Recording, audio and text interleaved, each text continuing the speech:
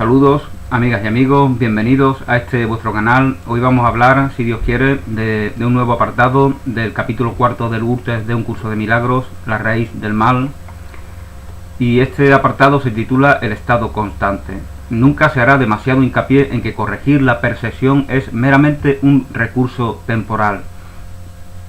Es necesaria solo porque la percepción errónea es un obstáculo para el conocimiento, en tanto que la percepción precisa, la percepción correcta, es un peldaño hacia él. La percepción precisa es un peldaño hacia el conocimiento. Todo el valor de la percepción correcta radica en el juicio inevitable que necesariamente conlleva de que toda percepción es innecesaria. Esto elimina el obstáculo completamente. Podéis preguntaros cómo es esto posible mientras parezca que estáis viviendo en este mundo. Y como solo es una pregunta sensata, tiene una respuesta sensata. Pero tenéis que tener cuidado de que realmente entendéis la pregunta. ¿Qué es el tú que está viviendo en este mundo? Bill tendrá probablemente más problemas que tú con esto, pero si intenta no cerrar la mente, si Bill intenta no cerrar la mente, puede decidir que no nos estamos comprometiendo con la negación después de todo. Para ayudarle podría ser sensato revisar varios de los conceptos con los que él parece no tener conflicto, excepto ocasionalmente. Le gustaba la idea de la invisibilidad y estaba particularmente abierto al concepto de diferentes órdenes de realidad. También encontró atractiva la noción de diferentes densidades de energía. Dado que puede estar de acuerdo en que estas son simplemente ayudas para la enseñanza, este es un buen momento para emplearlas. La inmortalidad es un estado constante. Jesús se vale de los tópicos que en los cuales nosotros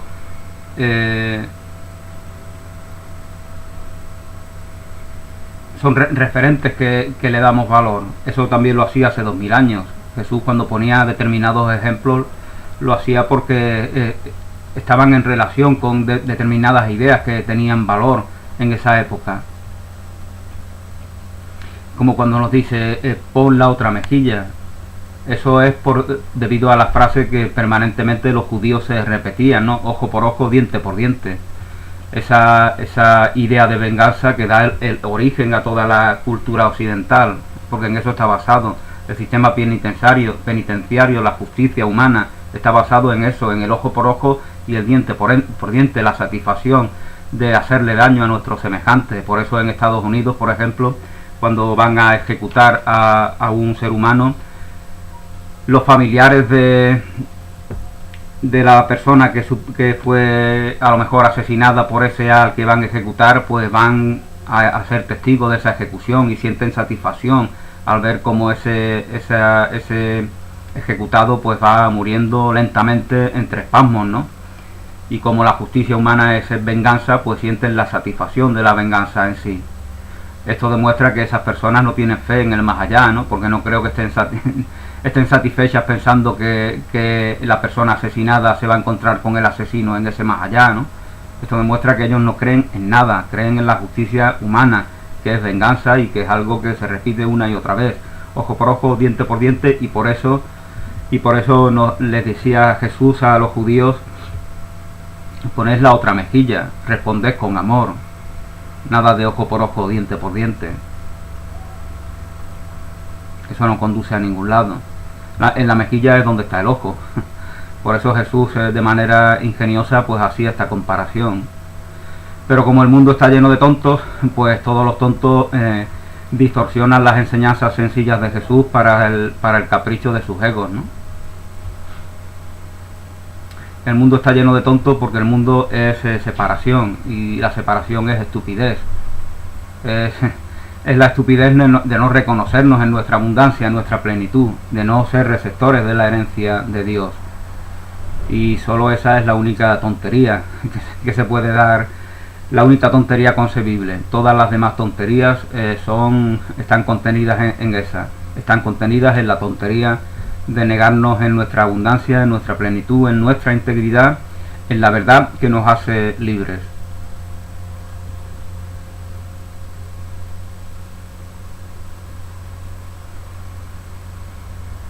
Lógicamente no se trata no se trata de que juzguemos como tontos a nuestros semejantes, ¿no? Porque entonces no estaremos en disposición de prestarles el servicio que estos tontos precisan, ¿no?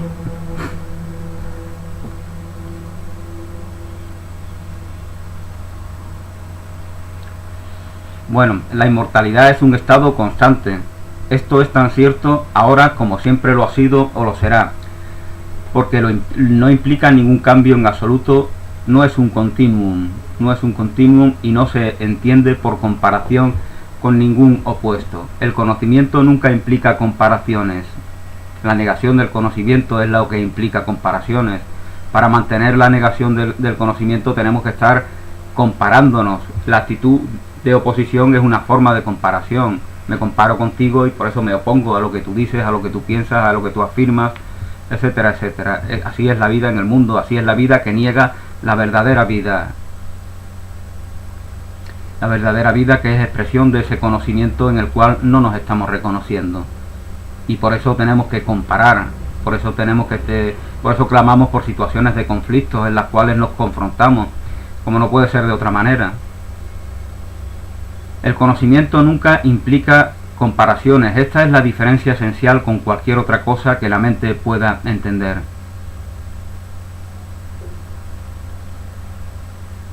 Un poco de conocimiento no es peligroso excepto para el ego.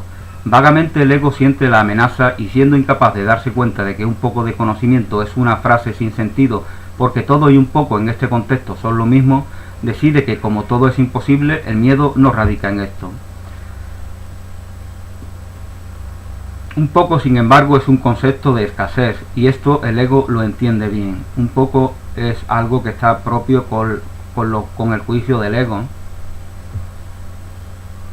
Para la verdad, o eres amor o no eres amor. O te mueve el amor por completo o no te mueve el amor. No puede ser de otra manera. No existen extremos, no existen un poco. No puede ser muy santo. Muy santo en un curso de milagros, que dice esa frase precisamente, significa que eres completa santidad, porque no hay una jerarquía en la santidad.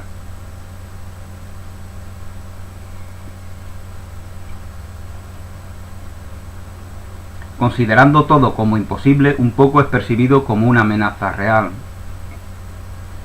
Lo que es esencial recordar siempre es que el ego no reconoce la fuente real de la amenaza que percibe. Y si tú nunca estás enfadado por la razón que crees, nos enfadamos de todo lo que creemos enfadarnos, ¿no? Pero la verdadera razón, que es la separación en nosotros, la separación de la fuente de Dios, de la fuente de vida, la verdadera razón de nuestro enfado no es nunca reconocida, porque de esa forma nos vamos enfadando una y otra vez por diferentes motivos, sin llegar a la causa verdadera del enfado. Y de esta forma vamos responsabilizando a los demás, ¿no?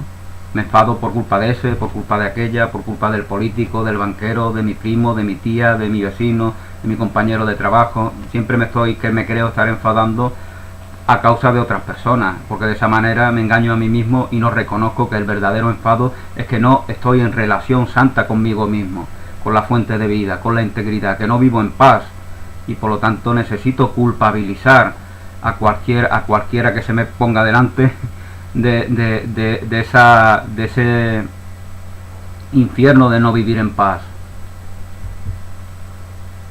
Pero al culpabilizar al otro ya estoy ubicando afuera la causa y por lo tanto ya estoy inconscientemente manifestando un deseo de continuar viviendo en ese infierno, viviendo en esa separación.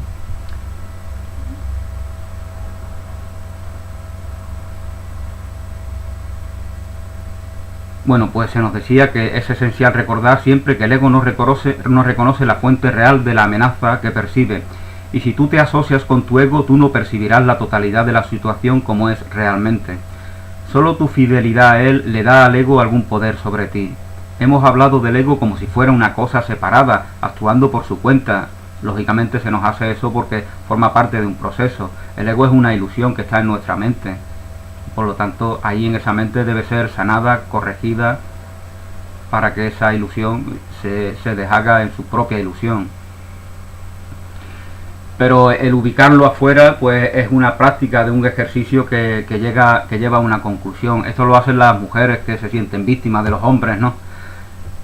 Ubican la culpa afuera porque forma parte de un proceso, pero verdaderamente su inclinación dependiente, victimista, su falta de aceptación, eso se da en ellas como se da en los hombres también, ¿no? Estamos poniendo el ejemplo ahora de las mujeres, pero podríamos poner cualquier otro ejemplo, ¿no? Entonces, como esto bien nos lo explica Louise Hay en uno de sus libros que dedica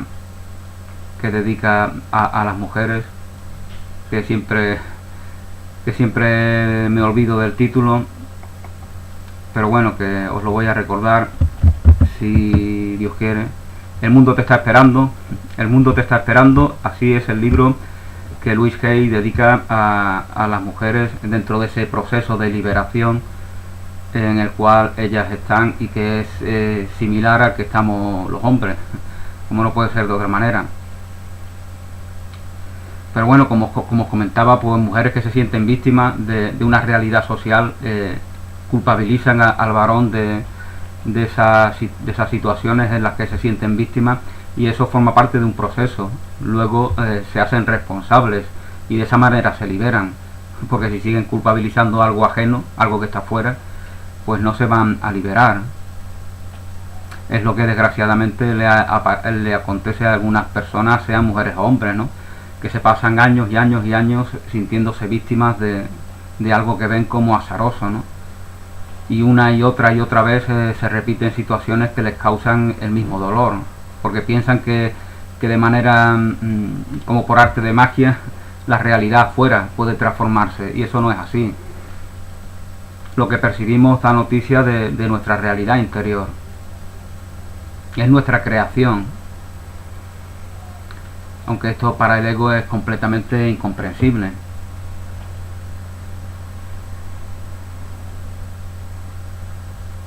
Damos noticia permanentemente en qué nos estamos enfocando. Permanentemente estamos invirtiendo en unos elementos al enfocarnos en ellos, al cultivarlos. Y eso lo hacemos interiormente y se manifiesta exteriormente.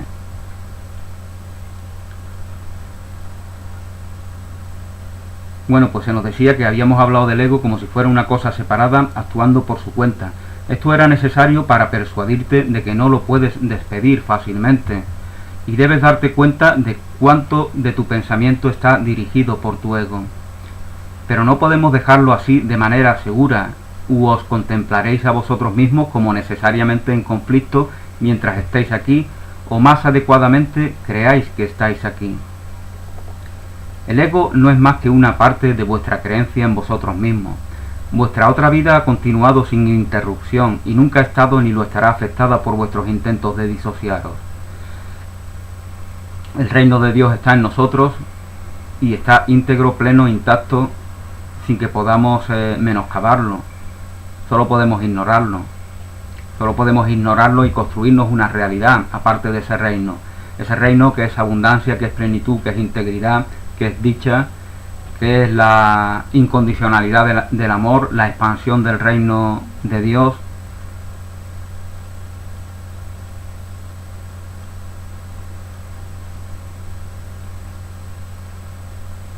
La proporción de represión y de disociación de la verdad varía con la ilusión egoica del individuo. Dile a Bill que la frase es muy buena, pero siempre está implicada la disociación, o no creeríais que estáis aquí. Siempre está implicada la disociación, o no creeríais que estáis aquí. Cuando le dije a Bill que se concentre en la frase aquí estoy, Señor, no quería decir en este mundo, por aquí. Quería que pensara de sí mismo como una conciencia separada, capaz de comunicación directa con el Creador de esta conciencia. Él también debe comenzar a pensar de sí mismo como un canal de recepción y emisión muy poderoso, una descripción que una vez te di a ti simbólicamente. Recuerda que él lo entendió antes que tú, porque tú estás más disociada y menos reprimida. Tú, Helen, estás más disociada, pero estás menos reprimida. La gran deuda que tenéis entre vosotros es algo que nunca deberíais olvidar. Es exactamente la misma deuda que tenéis conmigo. Siempre que reaccionáis de forma egoísta entre vosotros, estáis desechando la gentileza de vuestro endeudamiento y la percepción santa que produciría. La razón por la que el término santo puede usarse aquí es porque cuando aprendes cuán en deuda estás con la totalidad de la filiación, que me incluye, te acercas tanto al conocimiento como le es posible a la percepción. Te acercas tanto al conocimiento como le es posible a la percepción. Esta distancia es tan pequeña que el conocimiento puede fácilmente fluir a través de ella y eliminarla por siempre.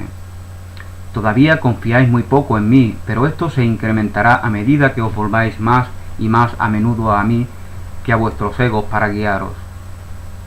El ego es algo en lo que hemos delegado, a no permitir ser lo que verdaderamente somos.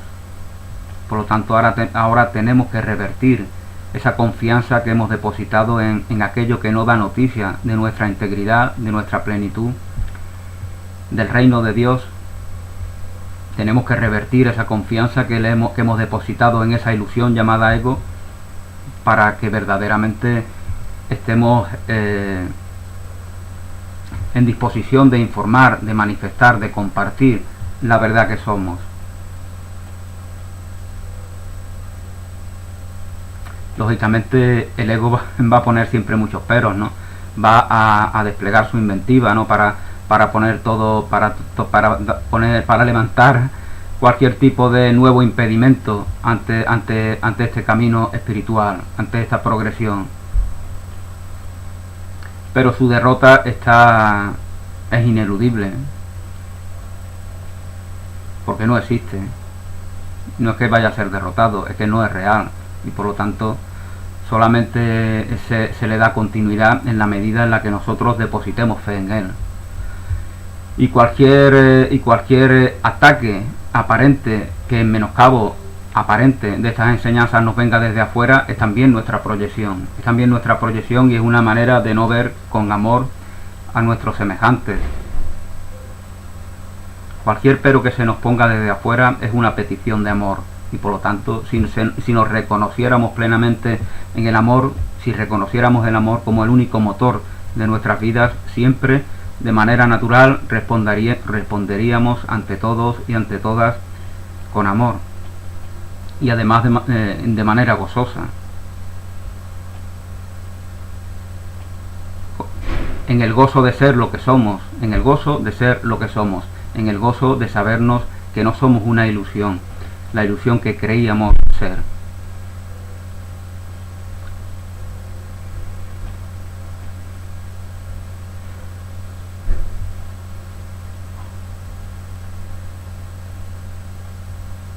Todavía confiáis muy poco en mí, pero esto se incrementará a medida de que os volváis más y más a menudo a mí que a vuestros egos para guiaros. Los resultados os convencerán cada vez más de que vuestra elección en vosotros hacia mí, en volveros hacia mí, cada vez los resultados os convencerán más de que esta decisión de volveros hacia mí, dice Jesús, es la única decisión sana que podéis hacer. Cada vez os sentiréis más gozosos, más plenos, cada vez esa paz la sentiréis como algo más incondicional. Entonces os reconoceréis en un camino que da buen fruto en vosotros, y eso dará noticia de que no vais desencaminados. Nadie que haya aprendido de la experiencia que una elección trae paz y alegría, nadie que haya aprendido de la experiencia que una elección trae paz y alegría mientras otra trae caos y desastre, necesita demasiado condicionamiento. El ego no puede resistir el proceso de condicionamiento, porque el proceso de mismo demuestra que hay otra manera. Todas las propuestas del ego evidencian que hay otra manera, porque el ego no propone nada. El ego distorsiona algo para hacer una propuesta desde esa distorsión. Entonces, en la verdad, lo único que hace es clamar por lo que está negando, por lo que está distorsionando. El ego es algo retorcido y absurdo, que tiene visos de realidad porque nosotros depositamos fe en ello. Eso es lo que le determina a tener visos de realidad. La fe, la delegación que hemos hecho en esa ilusión llamada ego.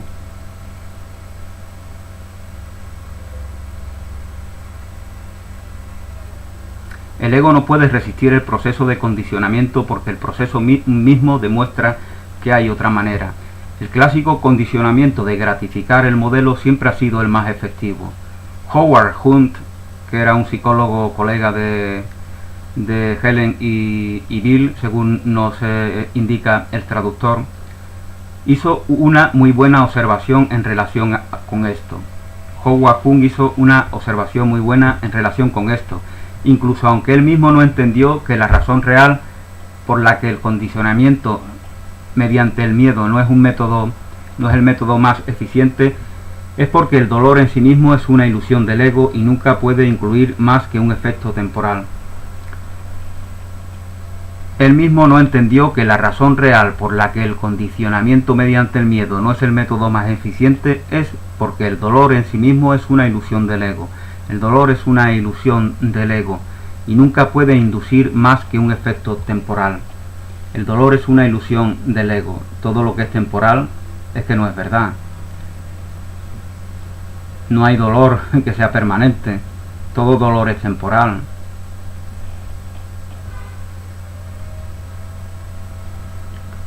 Temporal quiere decir que está en el tiempo, en la ilusión del tiempo, que es un estado de aprendizaje, es decir, un estado que tiene sentido para el ego. Tiene sentido para el Cristo en nosotros, porque en última instancia es el que recibe las enseñanzas, porque es quien puede aprender a usar las herramientas disponibles. El ego no puede aprender, el ego simplemente, es decir, el ego no puede acceder al conocimiento. El ego aprende a recrearse, a recrear su mundo de ilusiones, a reconstruir un personaje que parezca más compacto, a hacer una ilusión que aparenta ser más seductora. Así puede recrearse una y otra vez de manera cada vez más retorcida para justificar su mundo de ilusiones, pero está condenado a deshacerse porque no es real.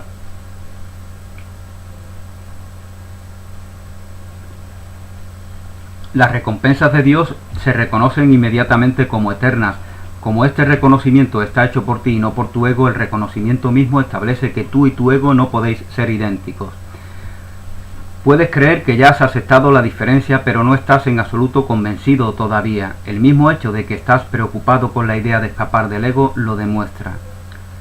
El mismo hecho de que estás preocupada con la idea de escapar del ego lo demuestra.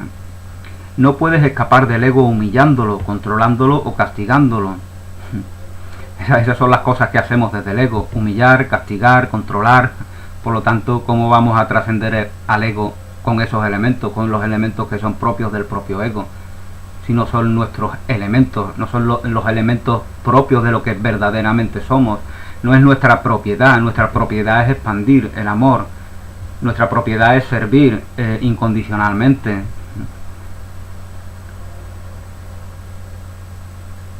Eso es lo que es propio de nosotros.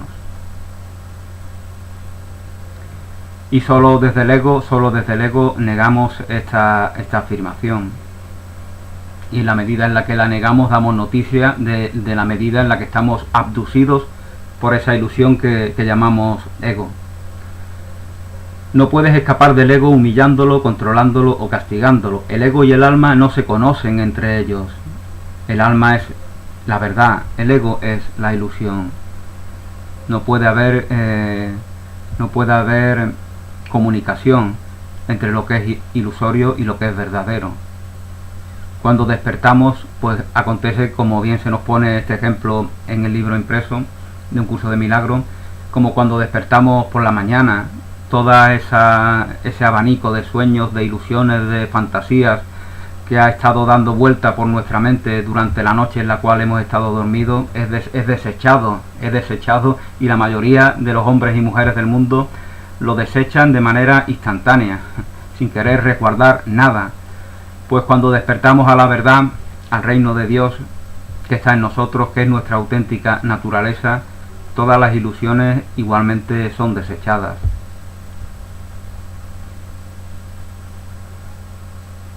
Y el ego es el resumen de todas esas ilusiones, el símbolo de todas esas ilusiones.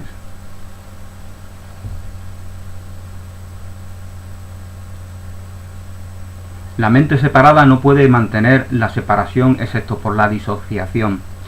Habiendo hecho esto, utiliza la represión contra todos los impulsos verdaderamente naturales. No porque el ego sea una cosa separada, sino porque tú quieres creer que tú lo eres. El ego es un recurso para mantener esta creencia. El ego es un recurso para mantener la creencia en la separación. Pero eso es solo tu disposición a usar el recurso lo que le permite perdurar. Solo es tu disposición a usar el recurso lo que le permite perdurar. Mi confianza en vosotros es mayor que la vuestra en mí, por el momento, pero no será siempre así, no será siempre así. Vuestra confianza en mí, nos dice Jesús, irá aumentando en la medida en la que vayáis progresando en este camino espiritual. Vuestra misión es muy simple, habéis sido elegidos para vivir de tal manera que demostréis que vosotros no sois un ego. Repito que yo no elijo a los canales de Dios equivocadamente. El Santo el Espíritu Santo comparte mi confianza y siempre apoya mis decisiones de expiación porque mi voluntad nunca está en desacuerdo con la suya.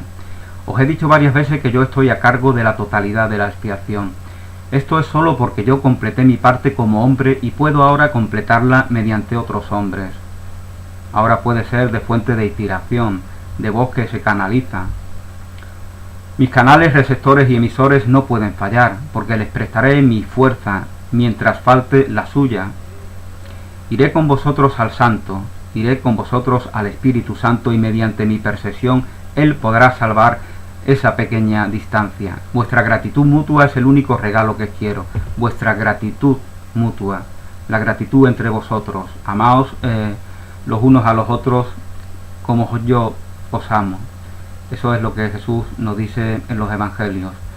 Y este amor lo podemos llamar también gratitud. Gratitud es reconocernos en la gracia de Dios, en la gracia de la vida eterna. Y eso es amor, y eso es amor que no puede contenerse a sí mismo. Por eso se expande de manera natural, por eso de manera natural lo ofrendamos a nuestros semejantes, sin sentirnos adeudados por ello, porque estamos manifestando lo que somos, y por lo tanto nos resulta gozoso ser lo que somos. Es una bendición reconocernos en la alegría de ser lo que somos, y de ser expansión del amor, y de ser incondicionalidad, y de ser servicio, que no espera compensación alguna, porque eso significa que nos reconocemos en la abundancia. Y a veces nuestro servicio es estar dispuesto a escuchar y a recibir de nuestros semejantes.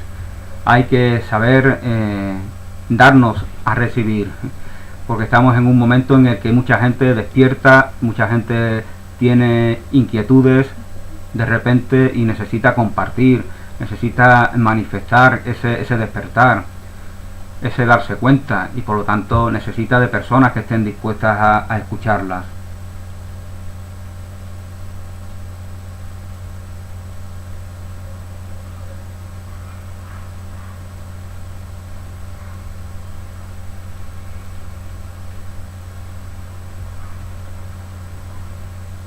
Bueno, pues nos decía Jesús que vuestra gratitud mutua es el único regalo que quiero.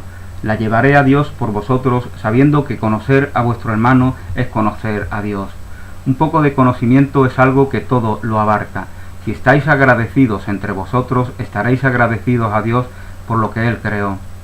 Mediante vuestra gratitud podéis llegar a conoceros entre vosotros, y un momento de reconocimiento real hace de todos los hombres y vuestros hermanos, hace de todos los hombres vuestros hermanos. Un momento de reconocimiento real hace que sintáis que todos sois hermanos, que todos los hombres y mujeres del mundo somos hermanos. Esta es una idea que Jesús cultivó mucho, porque Jesús sabía que el amor solamente era, el amor incondicional solamente era considerado como justo en el entorno familiar. Por lo tanto, la idea de que todos somos hermanos y hermanas en el mundo es una idea que va a ser significativa para nosotros. Y esto no ha cambiado con respecto a sus contemporáneos. Sigue siendo significativa la idea de fraternidad universal. Entonces nos sentimos responsables de todo lo que acontece en el mundo. Le está aconteciendo a nuestros hermanos y hermanas, no a extraños.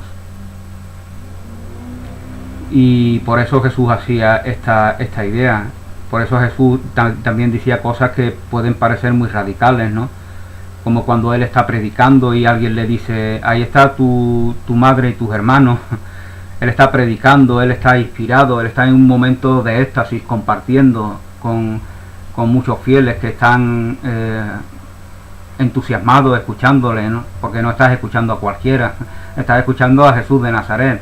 Entonces imaginaros que venga que está aquí tu madre y tu hermano que han venido aquí, que dice que a ver que dónde, que no sé cuánto, que dónde mueve, y le empiezan a hablarle de asuntos intrascendentes, de esto de los que se habla en la familia, ¿no? El mueble ¿dónde lo ponemos? ¿Dónde? Y él está ahí predicando la salvación. Entonces es lógico que Jesús le dé esa respuesta. Como que mi madre y mis hermanos, estos son mi madre y mis hermanos, cualquiera que hace la voluntad de Dios, todos somos hermanos, todos somos hermanas. Entonces esas cosas hay que entenderlas en su contexto. Era una oportunidad de él, gracias a la impertinencia de ese hombre que intenta interrumpirle, se le da la oportunidad de cultivar más esa idea de fraternidad universal. Todos sois mi madre, todos sois mis hermanos, todos sois mis hermanas. No escondáis el amor bajo cerraduras, en lugares segregados. Y esto no significa menospreciar a nuestros familiares más cercanos. Esto significa que queremos expandir todo el amor que en esos lugares cerrados se da o puede darse, porque desgraciadamente muchas veces no se da tampoco ahí, pero lo consideramos normal que se dé. Esto significa que ese amor que puede darse en lugares pequeños debe expandirse por todo el planeta, y lo hace de manera natural, cuando todos nos reconocemos en esa fraternidad universal que Jesús siempre proclamó.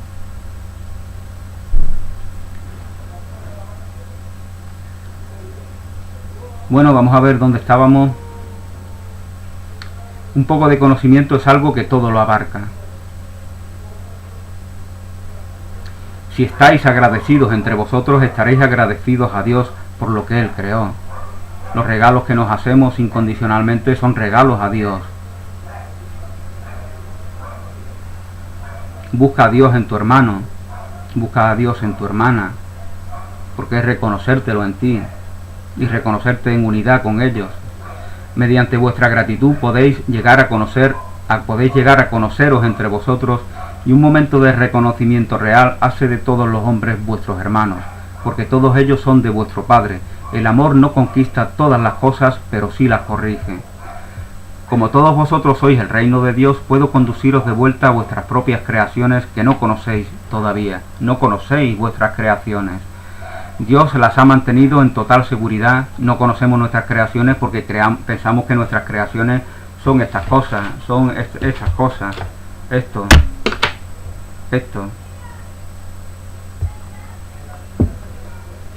Pensamos en formas, en conceptos formales, que se nos informa a través de los sentidos. Entonces no conocemos nuestras creaciones, porque la experiencia humana es una experiencia mental, y es ahí, en esa mente, en donde se dan nuestras creaciones.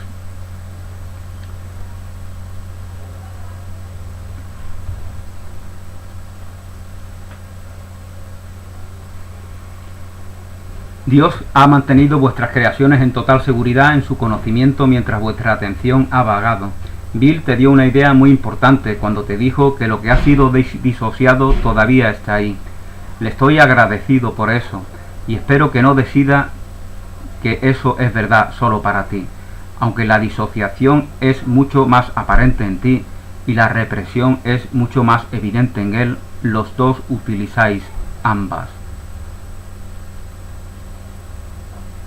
A ambos se os da ambos problemas, disociación y represión, aunque en uno tenga mayor relevancia uno y en el otro el otro. La sabiduría siempre dicta que un terapeuta trabaje con las defensas más débiles primero. Por eso le sugerí a Bill que te persuadiera de tratar primero con la represión. Estamos próximos a alcanzar el punto en el que la disociación significa mucho para ti, porque es muy importante para tus falsas creencias. Bill haría bien, y tú podrías ayudarle aquí, en concentrarse más en sus tendencias disociativas y no intentar tratar con la represión todavía. Sugerí esto cuando resalté su hábito de no involucrarse él mismo cuando le hablé de distanciamiento. Estas son todas formas de disociación, y esas formas más débiles fueron siempre más evidentes en él que en ti. Esto es porque la disociación era tan extrema en tu caso que no tenías que ocultarla, porque no eras consciente de que estaba ahí. Bill, por otra parte, ciertamente disocia más de lo que piensa, y por eso no puede escuchar. Él no necesita hacer el mismo curso en represión que tú hiciste, porque él abandonará su mayor falsa defensa, después de que se haya deshecho de las menores. No te tomes molestias con la represión, Bill. No te tomes, Bill, ninguna molestia con la represión, pero entrénate tú mismo en estar alerta ante cualquier tendencia a retirarte de tus hermanos.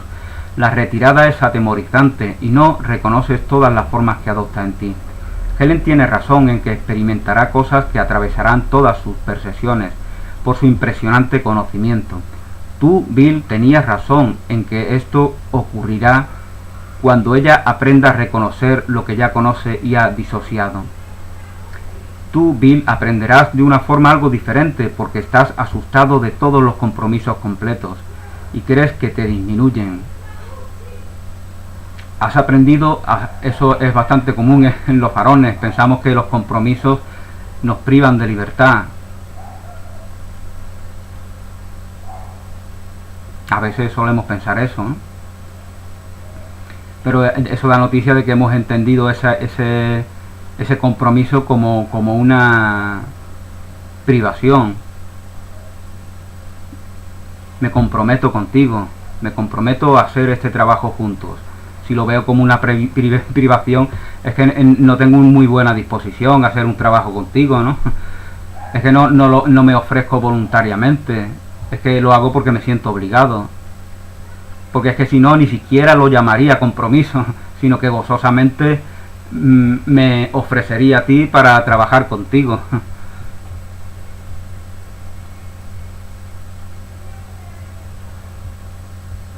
Y cualquier relación es un trabajo conjunto. Dos que se unen para hacer una ópera, una zarzuela, el libretista y el músico, y en una semana, en un mes o en 3 meses, lo que fuera, hacen ese proyecto. O dos que se unen para hacer un hogar, en el cual vayan a compartir muchos elementos que van a dar frutos, no solamente frutos en una nueva criatura, sino frutos dentro de sí mismo, porque las relaciones entre las personas, especialmente la relación sentimental entre un hombre y una mujer, es algo que siempre da fruto, y da fruto en aquellos que son partícipes, en el corazón de los que son partícipes de esa relación.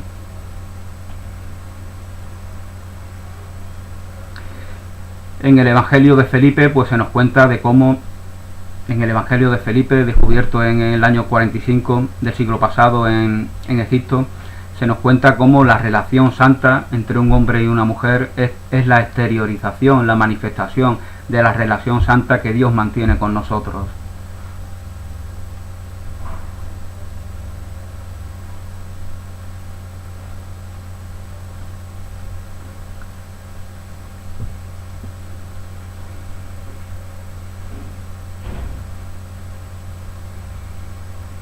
Tú, Bill, aprenderás de una forma algo diferente porque estás asustado de todos los compromisos completos y crees que te disminuyen. Has aprendido a ser mucho más lúcido en esto, por lo que ya debieras estar listo para oponerte a ello en ti mismo de forma relativamente fácil. Cuando te acercas a un hermano, te acercas a mí, y cuando te retiras de él, yo me distancio de ti. Cuando tienes una actitud evasiva, estás teniendo una actitud evasiva hacia Jesús, que es tu maestro, hacia la fuente de vida, que es Dios, hacia tu integridad.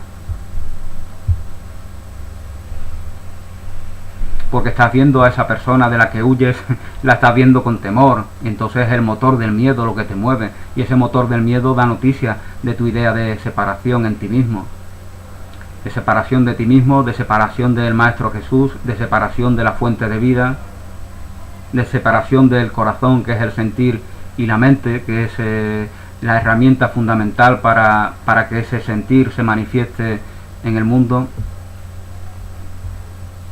Tu gigantesco paso adelante fue insistir en una aventura colaborativa. Esto no va contra el verdadero espíritu de la meditación en absoluto, es inherente a ella.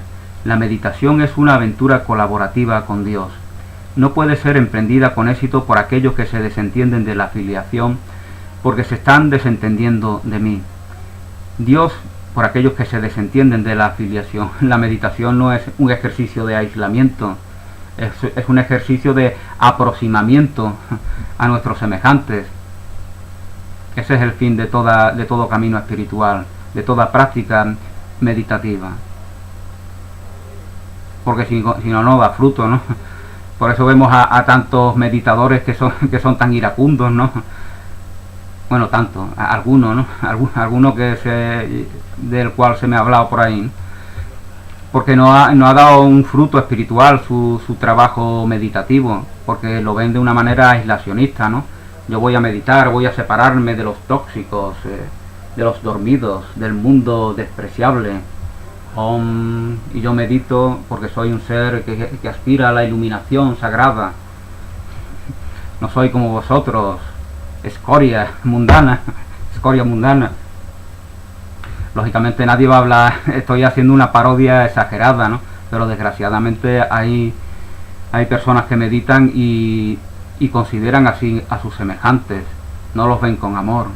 Y la meditación, como cualquier otra práctica espiritual, debe hacernos ver con amor a nuestros hermanos y hermanas.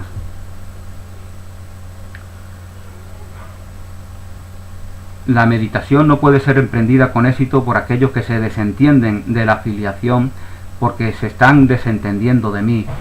Dios vendrá a ti solo como tú lo des a tus hermanos. En la medida en la que tú regalas a Dios, regalas el amor, la plenitud, la integridad, la incondicionalidad, el servicio, en la medida en la que tú lo regalas, te lo reconoces en ti. Aprende primero de ellos, y estarás listo. Aprende de esos hermanos que no estudian un curso de milagro, que no leen libros, que no les interesa ningún camino espiritual, ni las misas, ni la meditación, ni el hoponopono, y aún así manifiestan bondad, se preocupan por ti, se acuerdan de ti, tienen una actitud amorosa hacia sus semejantes. Cuando alguien necesita de ellos, se ofrecen. Eso, ellos nos dan una lección y no le hace falta estudiar ningún libro, ningún curso, ni nada de nada. Ellos nos están aportando una enseñanza. Si nosotros preferimos juzgarlo, viendo el aspecto negativo, enfocándonos en el aspecto negativo, pues esa es nuestra decisión, y es nuestra decisión de privarnos de la enseñanza que se nos está compartiendo. Aprende primero de tus hermanos y estarás listo para oír a Dios como les oyes a ellos. Esto es porque la función del amor es una. ¿Cómo puedes enseñar a alguien el valor de algo que ha desechado deliberadamente? Debe haberlo desechado porque no lo valoró. Solo puedes mostrarle cuán mísero es sin ello. Puedes mostrarle cuán mísero es alguien que no se reconoce en el amor, en la verdad, en la integridad. Puedes mostrarle cuán mísero es sin ello, que mal se trata a sí mismo, es quien no se considera a sí mismo con amor. Podemos mostrarle o intentar mostrárselo. Solo puedes mostrarle cuán mísero es sin ello y acercarlo a su visión muy lentamente para que pueda aprender cómo su miseria disminuye a medida que se acerca a ello. Esto le condiciona a asociar su miseria con su ausencia y a asociar lo opuesto a la miseria con su presencia. Poco a poco se va dando cuenta de que presencia es abundancia y que ausencia es miseria. gradualmente se hace deseable a medida que cambia de parecer acerca de su valor. Os estoy acondicionando a asociar la miseria con el ego. Os estoy acondicionando a relacionar, a asociar miseria con ego. Es indispensable relacionar miseria con ego, carencia con ego, vacío con ego, reactividad con ego, porque eso es lo que es. Y el gozo con vuestras almas. Os estoy acondicionando a asociar miseria con ego y gozo con vuestras almas. Vosotros os sabéis, porque Jesús nos ama y por lo tanto quiere ofrendarnos lo que es mejor para nosotros. Vosotros os habéis condicionado a vosotros mismos al revés, pero una gratificación mucho mayor se abrirá paso a través de cualquier condicionamiento si es ofrecido repetidamente cuando se ha roto el viejo hábito. Todavía sois libres de escoger, todavía siempre eres libre de escoger. Escoge la verdad que te hace libre, escógela una y otra vez, todas las veces que haga falta, porque es la elección que te conviene, porque es la elección que está conforme con la verdad. Pero ¿podéis realmente querer las gratificaciones del ego en presencia de las gratificaciones de Dios? Esto es lo que Jesús nos pregunta. ¿Puedes verdaderamente querer las gratificaciones del ego cuando eres consciente de cuáles son las gratificaciones de Dios? Y con esto termina este apartado incluido en el capítulo 4 del Urtes de un curso de milagro, el estado constante. El estado constante. Gracias por vuestra atención, feliz día, un abrazo, bendiciones y hasta pronto.